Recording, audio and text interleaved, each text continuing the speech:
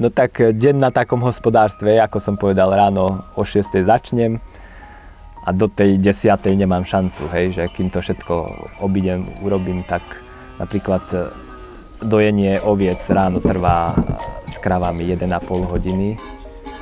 Na jednom gazdovstve, na druhom gazdovstve, hej, 1,5 hodiny. Čiže 3 hodiny ráno a 3 hodiny večer, čiže denne ja strávim dojením, ručným dojením 6 hodín.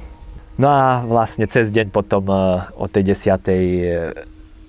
To je tú dennú rutinu, keď odbavím, tak nastáva tá sezónna robota, hej. Ploty kontrolovať, stavať, pastvy, hej, skontrolovať nedopásky alebo zavlažovací systém udržiavať, stavby, seno sušiť, pripravovať krmivo pre nás, pre zvieratá, práca v záhrade, hej. Potom na jeseň, v zime v lese, potom rôznym remeslám sa venujem. Spracúvam napríklad kože zo svojich oviec, šijeme z nich odevné súčasti, vlnu spracúvam aj.